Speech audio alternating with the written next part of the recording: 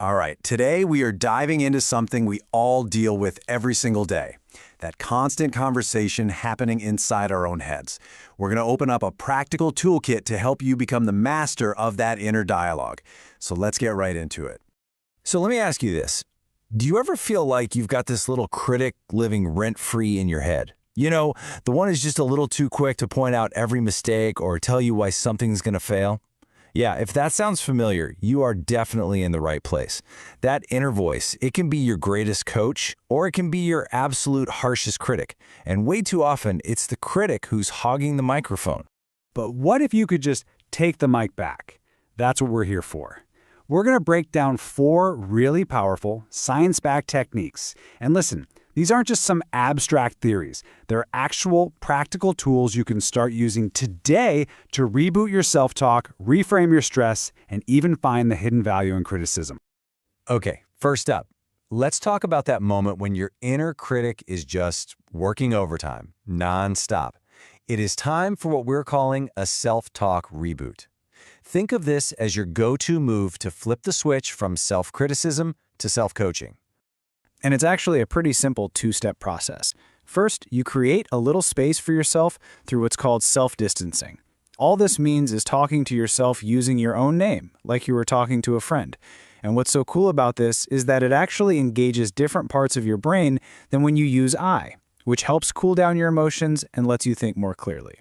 And then, step 2, you channel your inner coach. You know, think about the best, most supportive mentor you've ever had. That's the voice you want to use. And this isn't just some weird psychological trick, okay? High performers do this all the time. I mean, look at LeBron James, one of the greatest to ever play the game. He often talks about himself in the third person in interviews. He's using self-distancing to manage that insane pressure and stay at the top of his game. And hey, if it works for him, it can absolutely work for us. In fact, there's some great research from Ethan Kross at the University of Michigan that backs this all up. It's perfectly shown in this story about someone who was totally panicking before a TEDx talk. Here's the template their friend texted them. Step 1. Self-distance and advice. Denise, there is no need to be nervous. Step 2. Self-soothe and state a simple truth. Just relax and convey your love of the subject. And then, step 3, an affirmation. You're going to do great. Speaking is what you do. And what was the result? You see it right there. Reduced anxiety and, of course, improved performance. It's a simple little formula with a game-changing result. All right, let's move on to our second tool. This is where we get to become alchemists. Seriously, we're going to learn how to turn the lead of stress into the gold of motivation. Now, the first thing we have to get is that not all stress is bad. There's negative stress, the kind that feels like this huge burden that's just been dropped on us. But then there's this other thing called eustress. That's the positive kind of stress that comes from a challenge we choose to take on. The wild part? Chemically, in our bodies, they both produce adrenaline. The only real difference is our perception, our mindset.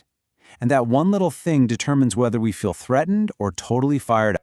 And we can actually become these stress alchemists just by swapping out a few words. Take a look at this. Notice how we go from these imposition mentality phrases on the left to the power phrases on the right. So instead of thinking, ugh, I have to finish this report, try telling yourself, I get to finish this report, or trading I should for I want to. It seems small, but this simple shift takes you from feeling like a victim of your circumstances to feeling in control with a real sense of ownership. You're taking your power back. Okay, tool number 3. This one's for anybody who's ever had a negative thought get stuck on repeat, just playing over and over in your head. We are talking about breaking the cycle of rumination. You know, the word rumination actually comes from animals like cows, who literally re-chew their food. And mentally, well, we do the exact same thing with negative thoughts. And it usually comes in 2 flavors. Depressive rumination, which is all about obsessing over the past, and anxious rumination, which is just spinning out about the future. And you know what? Both are completely draining and totally unhelpful. So how do you stop it? You gotta try this. It's a super simple but really effective trick that's backed by neuroscience.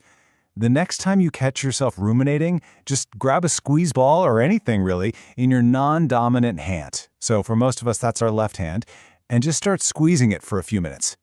Here's why this works. Using muscles you don't normally use activates a whole different part of your brain. This new physical task literally crowds that looping thought right out of your working memory. Your brain is forced to focus on something new, and boom, the cycle is broken. And that brings us to our fourth and final tool. Now, this one might be the most challenging, but it can also be the most rewarding. It's all about learning how to find the hidden gems inside of criticism. So get this. After sharing a really exciting experience, someone was hit with this comment. I mean, that's pretty harsh, right? And it stung for months. But looking back, that piece of criticism actually held a really powerful truth. It wasn't about a weakness. It was an insight into a hidden strength. Years later, that person became a professional speaker. I mean, her job is literally to command an audience for the Denise Show. Sometimes what feels like negative feedback is actually positive insight, just in disguise. So, to find those gems, you have to prep your mind. Before you even hear a word of feedback, do these two things. First, just breathe.